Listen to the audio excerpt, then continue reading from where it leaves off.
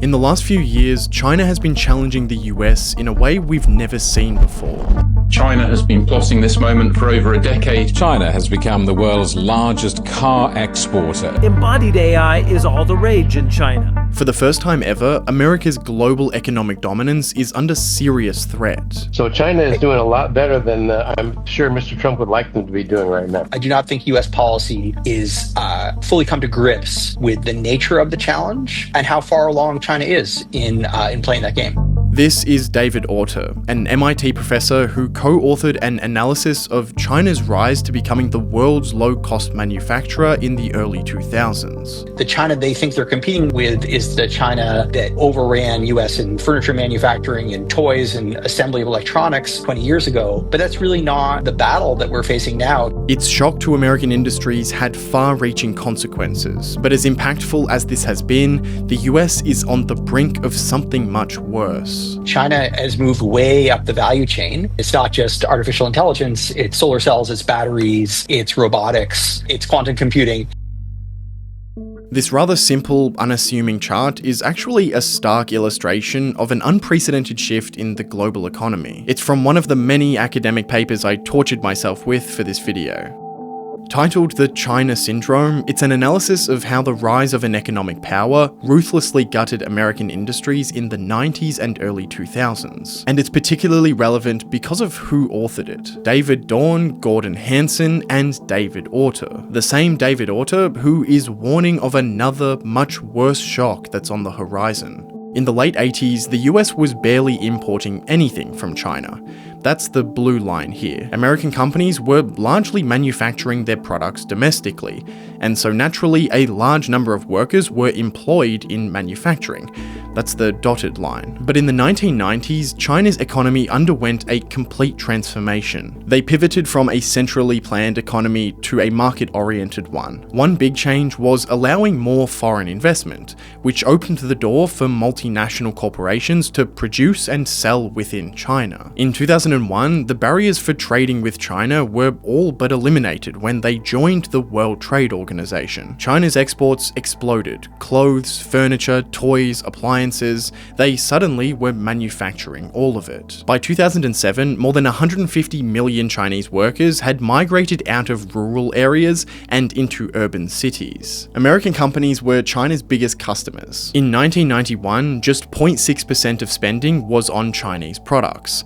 That rocketed to 4.6% by 2007. In just 16 years, the US was importing 11 times more goods from China. Manufacturing goods in China was simply far cheaper, and the impact on American workers was devastating. The share of people employed in manufacturing fell from more than 13% to just over 8%, and China is responsible for about a quarter of that decline. But the damage also spread into all kinds of adjacent local industries. Many workers didn't just lose employment in manufacturing, they actually left the workforce entirely. In some regions of America, the decline in incomes caused a decline in household spending, and so retailers, restaurants, and construction businesses also suffered and were forced to do layoffs. It's certainly true that for most Americans, the shipping of jobs overseas was a net positive. Goods were cheaper to buy, and the stock market benefited from increased efficiency. But the negative side effects on non-college educated workers in some of these manufacturing towns were shocking. About 1 in 10 workers who were laid off due to the China shock ended up on federal disability insurance programs. The silver lining was that the US overall remained a leading economic power. As companies moved manufacturing overseas, they invested more into innovation and technological advancement. Effectively, American companies moved up the value chain. While China was still dominating in low-cost manufacturing, America was far ahead in the advanced manufacturing required in aerospace and pharmaceutical industries, for example. And so the US survived China's first major challenge in the battle for global economic power. But this was just the beginning. The US economy at the turn of this century was defined in large part by a single phenomenon, according to the economist David Autor. I asked him to help us understand the second China shock, which he says will be worse than the first. Today, the US is facing another radical economic shift. It actually started about 10 years ago, and just like the first China shock, most of the consequences for American workers are going to be seen in the second decade. Funnily enough, this second wave is a direct result of China's handling of its very own manufacturing problems. But that's where the similarities end, because this time the US is at serious risk of losing its position as the world's dominant economic power. China's new economic strategy is unlike any competition the US has faced in its history. It's hyper-aggressive, and it may end up backfiring on them, but the mistakes America is making play right into their hands. So after 2 decades of incredibly fast development, China becomes America's biggest import trading partner in 2007. And for the next few years, they continued expanding this relationship. In 2017, the US bought $526 billion worth of goods from China, which was about 22% of all US imports. But then things began to shift. In 2022, the US imported $576 billion from China. That is slightly more in dollar value than 2017, but China's share declined from 22% to just 17%. They lost 5 percentage points in 5 years. That's a meaningful change, and it was caused primarily by tariffs that America put on Chinese imports in 2018. If there's a 10% tax to have something manufactured in China, it makes countries like Vietnam relatively more attractive. But that first tariff really just acted as a catalyst for businesses to consider importing from other low-cost countries. Tariff or not, China was now the second largest economy in the world. And as the standard of living rises, so too does the cost to manufacture. China had seen this coming for some time and was already building a plan to adapt their economy. In 2015, China announced Made in China 2025. It was a strategic plan targeted at making huge developments to their all-important manufacturing sector. China does this thing where they create these 5-year plans with their goals and targets for what they want to achieve economically and socially. This 2015 announcement included the 13th and 14th 5-year plans since the country's foundation. The goal was to shift focus away from cheap low-tech goods and towards technology-intensive manufacturing, to move higher up the value chain in industries currently dominated by the US. And how exactly were they going to do that? By throwing money at it.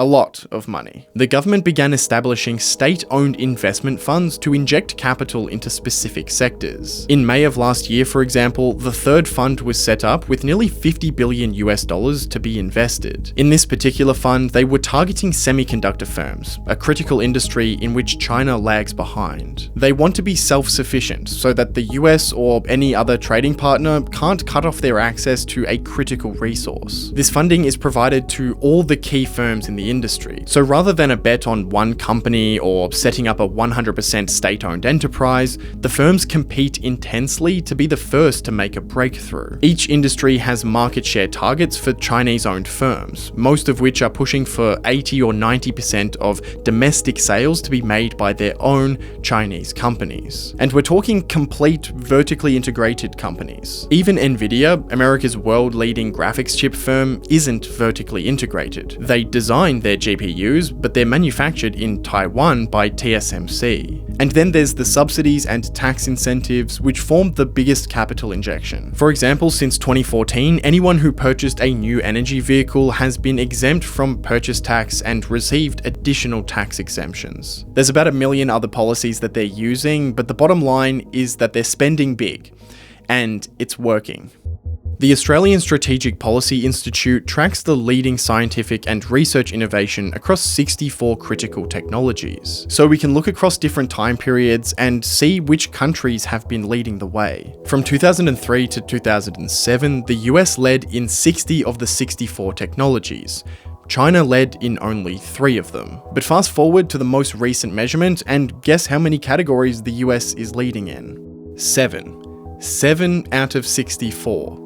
And China, who led in just 3 categories 20 years ago, is leading in 57. Quantum computing, vaccines, and nuclear medicine are among the few remaining categories that the US leads in. But China's recent dominance puts them at the top of high-performance computing, semiconductor design and fabrication, and a number of technologies that have a clear military application: radar, satellite positioning, drones, and swarming robots. Now, a big reason why China is publishing so much more research than other countries is that they've been so far behind. But they're not behind anymore. In advanced aircraft engines, for example, they're registering more than 70% of the world's patents each year, and have even surpassed the US in cumulative patents. Looking beyond the research, in just 4 years, China shot up to become the world's largest exporter of cars. Yep, in 2024, they sold 5.7 million cars to the world, far exceeding even Japan and Germany. What's happening in the auto industry is a really good case study for the impacts that come from a market that has huge subsidies and other kinds of government incentives. The economy is not in great shape for Chinese consumers, and in a pure free market, this would lead automakers to slow their spending and investment until demand for discretionary spending lifted again. But in China, money has still been pouring in. There's well over 100 different Chinese automakers, all competing to sell an excess of cars to people in a struggling economy. And it's caused some of the most violent discounting of prices. So violent that almost none of these brands will survive. Alix Partners looked at 129 electric vehicle brands in China and estimates that only 15 of them will be viable in 5 years' time. This incredibly warped domestic market is also why Chinese companies like BYD have been exporting a heap of vehicles. On the positive side, they're selling cars for so ridiculously cheap that the only way they can survive is by figuring out how to build cars faster and cheaper. BYD's production costs are cheaper than Germany's in every category. And maybe the piece of information that's most relevant to this video, all of this has been done without the US. It was only 25 years ago when China was exporting 42% of its goods to the US. In 2023, that number was 13%.